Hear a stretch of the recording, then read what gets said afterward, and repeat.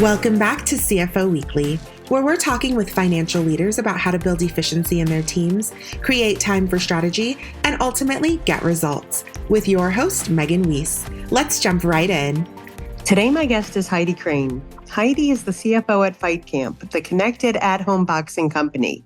With over 15 years of experience, Heidi has held multiple CFO positions at various consumer product companies in beauty, fashion, travel, and now fitness. Her extensive experience spans many years of financial planning, strategy, fundraising, and leading teams through various stages of growth. Heidi, thank you very much for joining me on this episode of CFO Weekly. Happy to be here. It's good to meet you and looking forward to sharing some time with you. Yeah, I'm looking forward to learning about you and your story today and hearing about your experience as a finance leader. And I know we've got a lot to cover, so let's get started. Okay, sounds great. First, and as always, let's start with you, your story, and how it is that you got to where you are today. Yeah, well, my career has, spanned a number of years, so I'll break it down into two pieces. The first half was about building my foundation, all the foundational skills. So it was about working for large global companies that were number one or two in their space and really building my skills through these organizations. Ernst & Young was about learning about different industries, and Dole Food Company was deep into production and distribution and corporate financial planning for a high volume, low margin business. It was a great place to learn operations. They had their own steamships and chassis and containers. So you're deep in operations. And so I learned a lot about efficiency and great supply chain operations. And Diageo is a powerhouse in terms of marketing and sales. And that was about building brands and high value brands. And that was a high margin business. And so I was in the sales office for 4 years, working alongside salespeople and learning merchandising and how you sell into a lot of different companies, small and large. So great foundational experience. And then the second half was about applying them into these growth companies that were private equity or VC backed.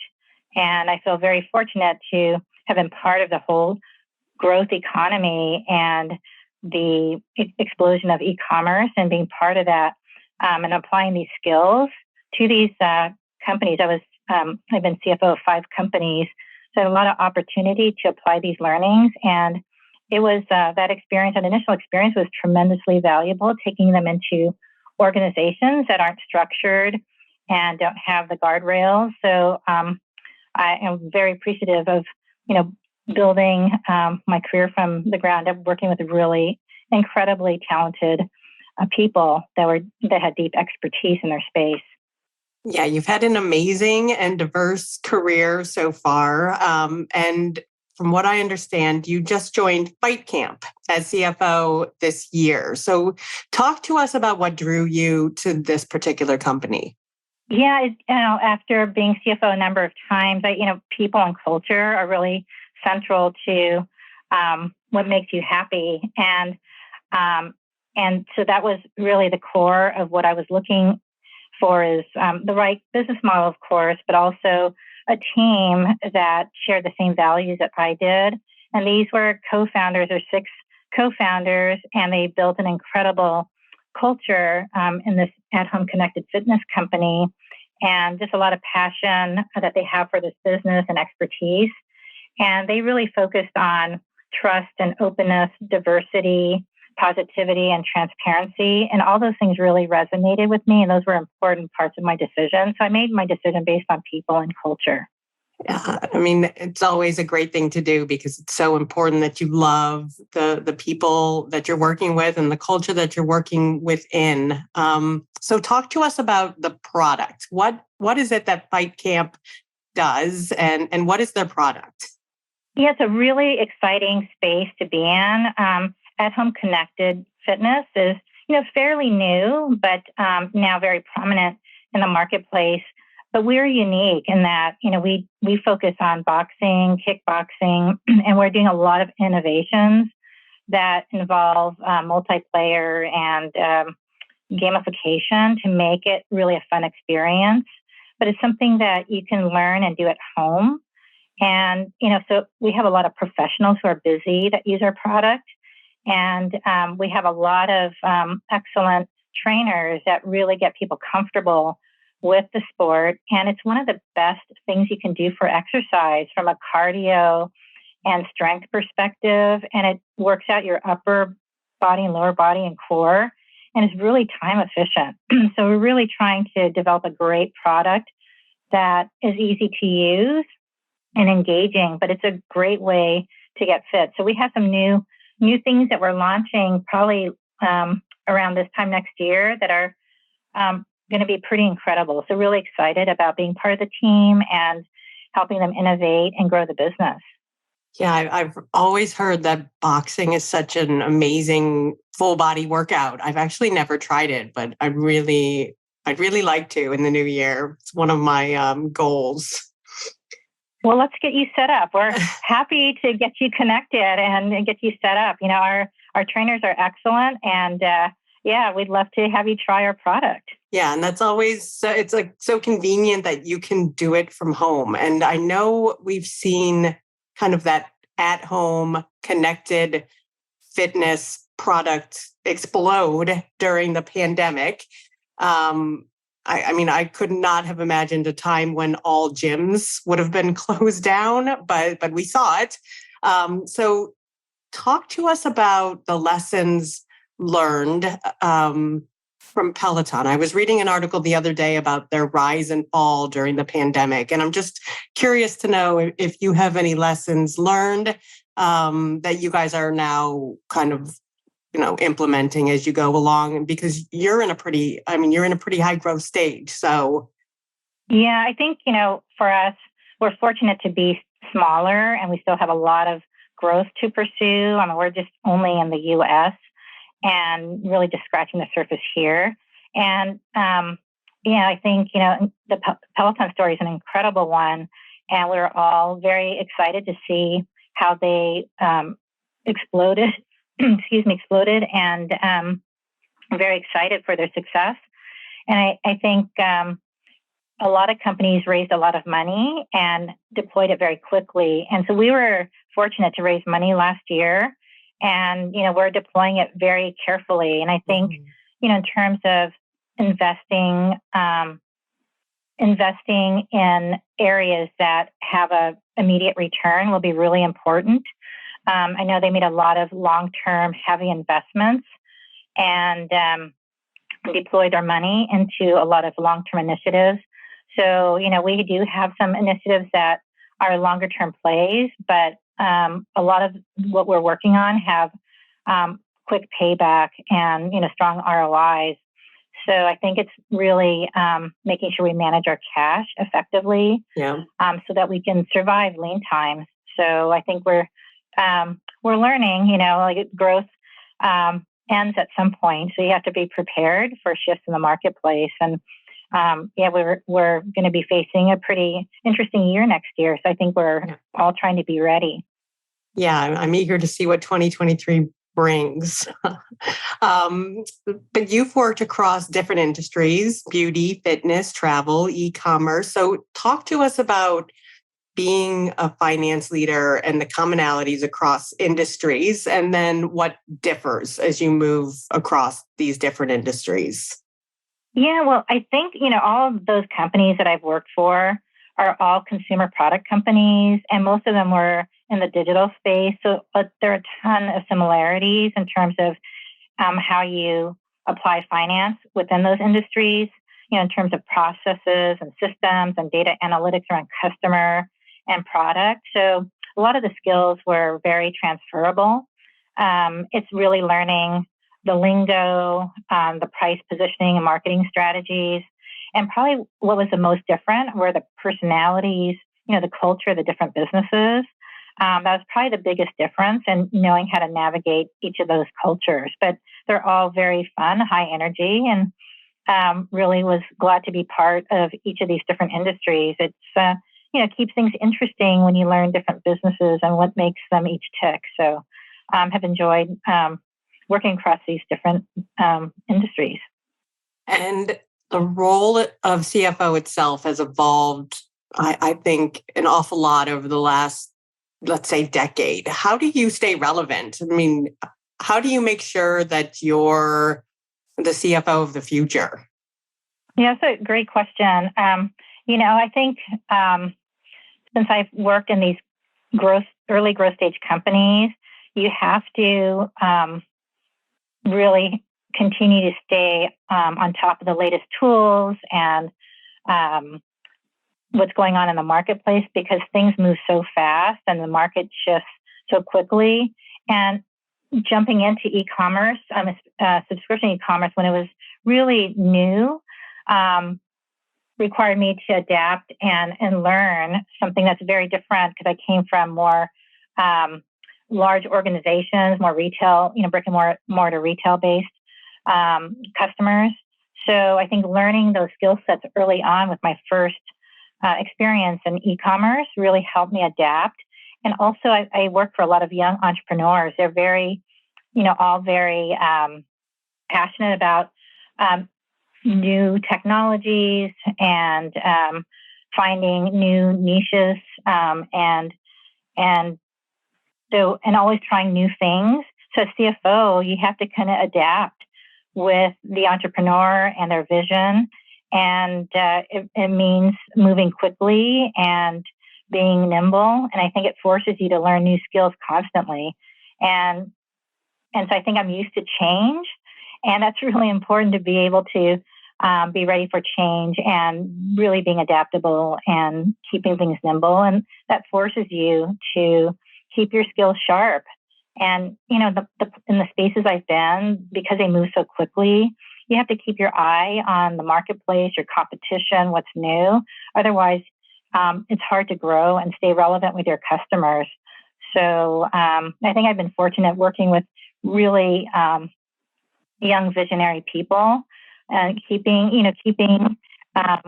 keeps me fresh with what I'm doing, and really excited to continue growing and learning and adapting along the way. So so I think it's just my career path has enabled me to be part of this new economy and learning all the new tools and analytic capabilities that are out there, and really leveraging technology.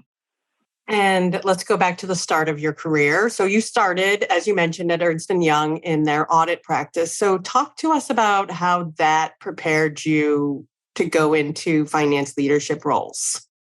I was going to say it was a great place to start right out of college. It was an easy transition. You're working there with many young people, and you're learning about so many different global businesses and industries, and you have the exposure to their inner workings. And it's such a structured learning environment. So it's a great place to really build your skills. And you're leading teams after a year into your career. And so you're really learning leadership skills early on. And that really helped me at every place I worked at after. So it was really good basic skills, and really getting broad-based experience to companies. So you kind of know where you want to head yourself, and how you want to develop your career. Yeah, I started at Deloitte, so a lot of what you just said resonates with me. And I do think that it is a great environment to really challenge yourself. And I remember just every day being pushed out of my comfort zone. So that was also good. Good lessons learned.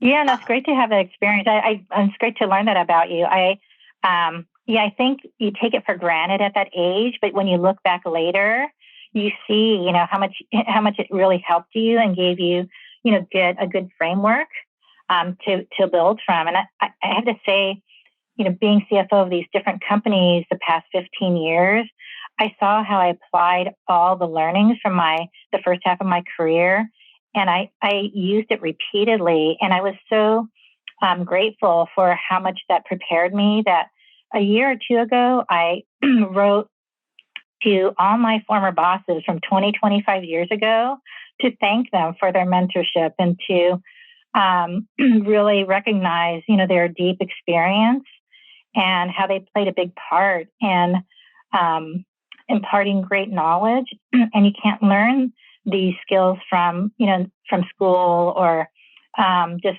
high level exposure. It's just being knee deep in the business with these incredible experts who are in the industry for many, many years.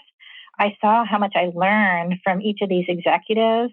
And I was so appreciative because I really know business very deeply because of it. And I wrote thank you notes to all of these executives. And, it was really something I was grateful for in terms of, their investment in my career. And I just saw all the many benefits and I wanted to express that. Yeah, that's awesome that you did that. I'm sure they were very appreciative. It's something a lot of people probably never get throughout their career is a thank you.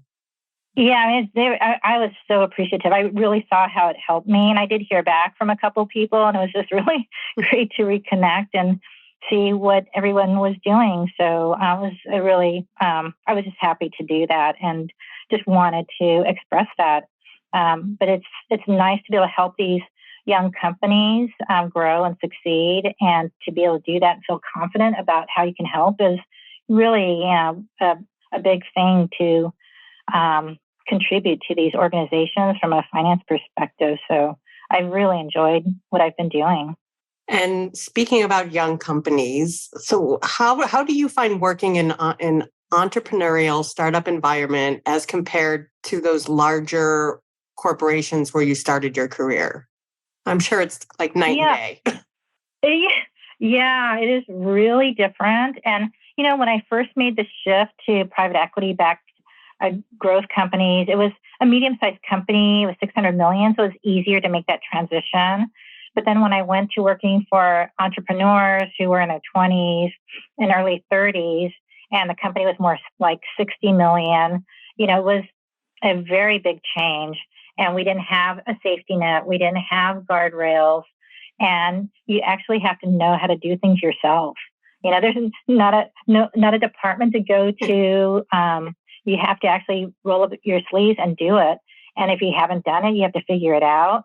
So it's really about contributing and being part of an organization that's testing and learning and being nimble and being able to pivot anytime to help shape the company in the right direction.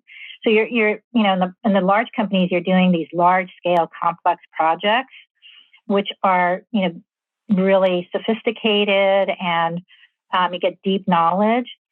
But when you go to these entrepreneurial companies, you're really seeing many different parts of the organization working together to achieve one end goal. And that's, I think I really enjoyed that. So I've continued to do this because I enjoy seeing teams come together towards a common goal and a common vision. You can learn in both organizations, but to be able to work across an organization as I do now would be tough to do in one of these Fortune 500 companies because there aren't that many roles where you could do that, and maybe you never ascend to that level. So being able to really help and have deep impact has been really great. So I've enjoyed this. And as a CFO, how do you support that entrepreneurial spirit while putting those guardrails and bumpers in place? Because a lot about being an entrepreneur is about taking risk. Yeah, I don't mind risk taking, and I like the new challenges that these entrepreneurs, are facing, and we're having to combat as a company. And those are, problems to solve. And I think that's where my experience has been really helpful because I don't need the guardrails in place, firmly in place. I know how to navigate without the guardrails because of my experience. And so when things are happening that might appear risky, I know how to manage it because of my experience. And I know we're going to be fine, but then I know we hit a point where we have to put guardrails in, put controls in, and we're always measuring and doing the analytics and metrics management. That's super important to do from the very beginning. And these young companies are really good at those analytics, but then putting the controls in place around growth, that's always a balancing act. And it's like, where do you draw that line? And but as long as you have metrics in place, you never go too far where you're caught short because you're measuring and you're testing along the way. And so a lot of these companies really have perfected that process. And but I know more on a macro level, how to manage cash and ensure we're getting the right return and not taking too much risk where you get to a point of no return. So so that's where the experience has really helped me in these environments, because I don't need the systems and the processes firmly in place. I can manage it and put them in place as we grow. And how do you go about integrating into a new company when you join as part of the senior leadership team? How do you get your team to trust you? How do you learn the business? Because you've seen a lot of different industries, and I imagine that learning the business is, a challenge each time. Yeah, and that's the fun part. I think that's the interesting part, is what makes each of these companies tick. And I think it's about building trust and credibility. And when you start from there, it means you're learning about the business, you're getting to know the team members, you're understanding the culture and what they value, and you're embracing that and protecting that and being a champion for that. And then it's, demonstrating how you can add value, it's by walking the talk, getting results, going after low-hanging fruit to demonstrate how you can get things done. And it's building key connections and helping others, and being able to work through teams to affect change. And so when you build those relationships, you can build a place where you can have influence and help shape strategy and affect change on a daily basis. So it's building, those initial building blocks are super important, and really respecting and value what's been built and what's made the company successful to date. And as CFO, what's your advice for creating a successful company culture?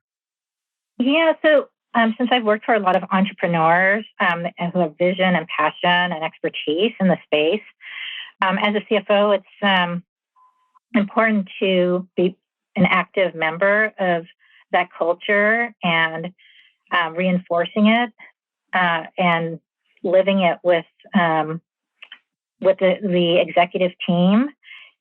And that means investing in resources to support that culture and keeping everybody aligned with it and having access to the culture.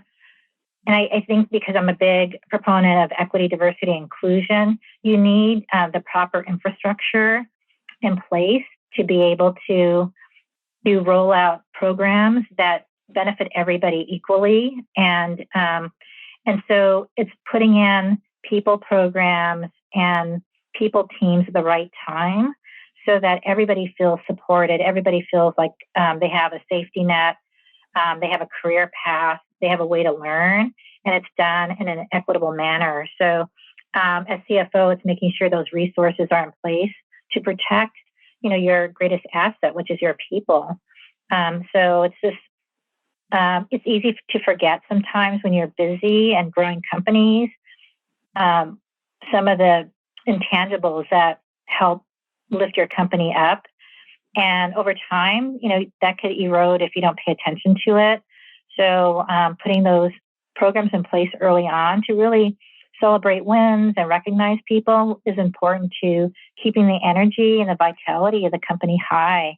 So I think as CFO, it's just always making sure that's front and center and providing resources behind it. And when people see that that's a priority, I think people feel safe and they feel taken care of. And talk to us about your attitude to employee wellness benefits. I imagine as a small company, it's not always easy to be able to afford great benefits, but I'm curious, since you work in the fitness industry, what your take is on that. Yeah, we prioritize that. It's that's really important at FightCamp. We have a lot of programs in place, and that's one of the things that really resonated with me when I was interviewing, is really how much they prioritize employees, and they for instance, they provide probably the most generous reimbursement program around fitness. And you don't have to spend it on FightCamp. You could spend it on what you feel helps you feel fit and well the most. And we support childcare. We have learning days where people share, learnings with each other. We have a lot of ways to connect since we're remote on a weekly basis. So we do weekly meetings company-wide, and we allow most everyone to present and speak. And we have other meetings where, we what we call Learning Day. We have virtual lunches. And, we have a 401k with full matching. So we do a lot to make sure our employees feel like they can grow and learn in our environment. Being in a growth company is, busy and very challenging, but we make sure that our team is taken care of. And we also ensure we put money aside for education, which means that the managers have to ensure that they're doing something to actively support the education of their people. So we require you to spend a certain amount on each team member towards education. It could be through meetings, it could be through a class. There's many different ways you can do that, but we leave it up to each manager. So even though we're a small company, we really value what our team members do, and we know that they contribute a lot to our success. So there's a lot in place today, even though we're a young company. They really just launched their product in 2018. So wow. It's really fantastic to see, and I think that's the right way to do it. I agree. I wish more companies were like that. It sounds like an amazing place to work. Yeah, it's been great. So I've really enjoyed it. It's I think they took the care to do it right. And the founders, they got their initial key funding through Y Combinator. So they went through a whole program through Y Combinator, and to really compete and do well and be one of the finalists there says a lot about the co-founders and their business model. And in that process, they took all the learnings of Y Combinator to heart, and they applied them, and they really understood and took it seriously. And I think some of what they've done here is because of those learnings. I'm just curious, what's their background? How did they come up with this product? Were they passionate about this at some point, taking classes in the gym, or how did they develop this? They're actually, some of them are former boxers. Okay. The CEO is a former boxer. We have a number of them are into boxing, but some of them did it and were very competitive with boxing. And they came up with thank you for asking, because I think it's really important. One of the key components of the company is they developed trackers for Olympic boxers to track their punches. And before these trackers, it was done manually. And part of boxing performance is, your speed and the number of punches you execute within a certain time period. And so they were able to automate that through this technology. And that's what we sell as part of FightCamp, is these trackers to track your punches. And so you have these scores that come out of all your different rounds that you do. And it keeps it competitive. It keeps you enhancing your performance.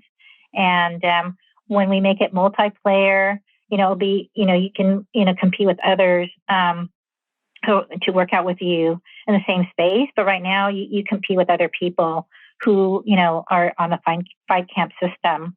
But so it's that technology that we're using and leveraging across other forms of fitness. And that's what we're working on right now. So that's a really key thing that they developed. And many Olympic boxers use that. So it's really tried and true technology that helps with improved performance. Yeah, that's awesome. And I guess what you just spoke of is part of the gamification. And I think when I was on your website, I even saw a kid. Is this product something like kids can get enjoyment out of? and we lead have a them down lot a of families. lead them down a healthier path. Yeah. It is something that we have set up for families, and we have, child-sized gloves, and it's around 60% or 65% of our customers are families. And so it's something that, families can enjoy together. So it is really a mainstream type of fitness activity. And kickboxing is really on trend and a growth area. So it's an area that we want to do more in. But definitely it's for families. We want it to be interactive, and those are some of the things we're working on to really improve the interactivity and the connectedness of everybody using the product. And something totally unrelated, but I know staffing and talent is a real challenge these days. So talk to us about how you guys, how you attract and retain people, and the keys to successfully building and leading teams as a CFO. I'm sure your benefits help a lot because they sound amazing. Yeah, I think it shows, we really, that we really care about the employee. And I've not been at a company that had these company-wide meetings where so many different levels get to present their work on a weekly basis. So you really get to know people and what they're working on, and it keeps everybody in tune with the company. And so I think if you enjoy fitness, enjoy technology, and see the potential of what we're doing, you'd be very attracted to joining the company. We've been able to attract talented people. We hired a chief product officer this year from gaming industries from Scopely, and he's brought in some really great skills that help complement the co-founder skills, and we're continuing to build our technology organization. So within engineering and data analytics.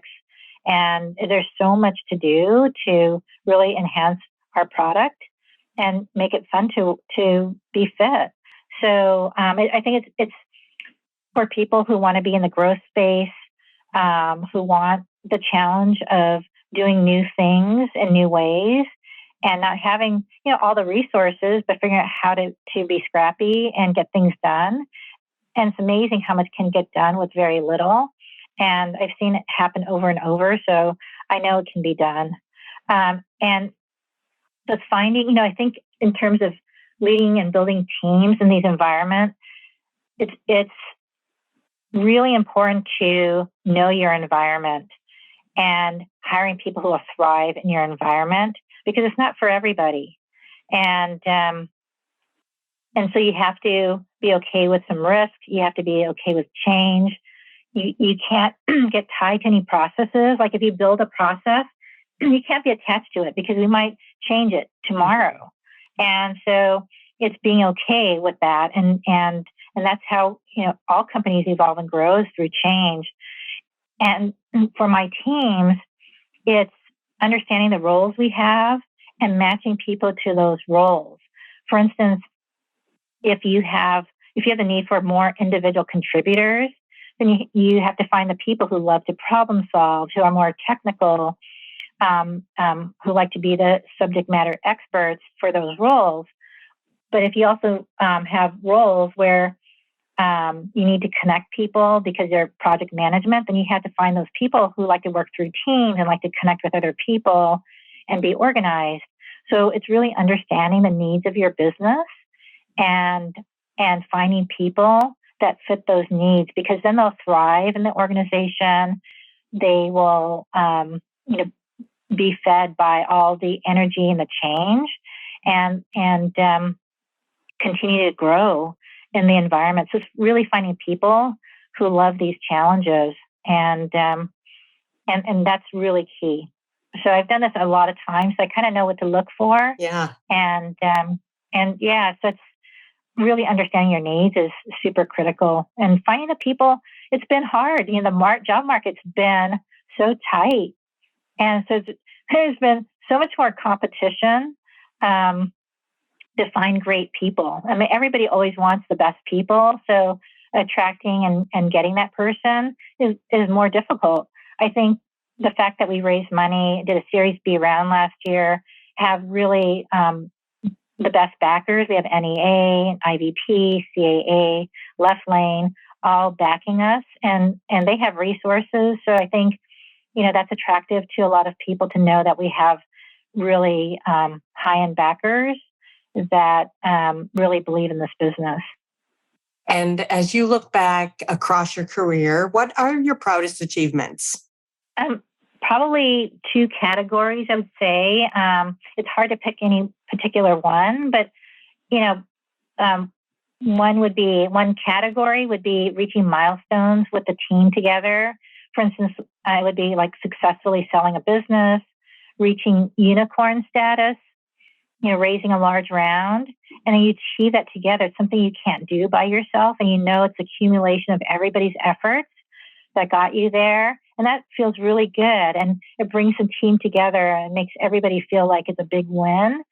And that, that halo really carries you forward to the next tough thing you need to do. So I think that's one bucket.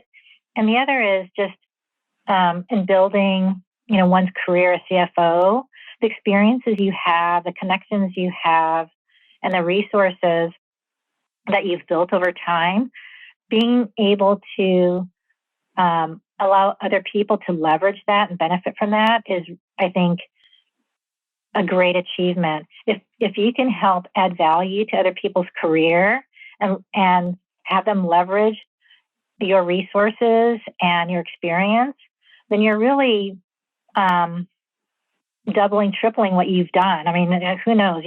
That's exponential, and that I think is super rewarding to know that you've built up skills that can be valuable to other people. So I think, that's something that I've felt was important in terms of building my experience, is helping other people achieve success in their careers.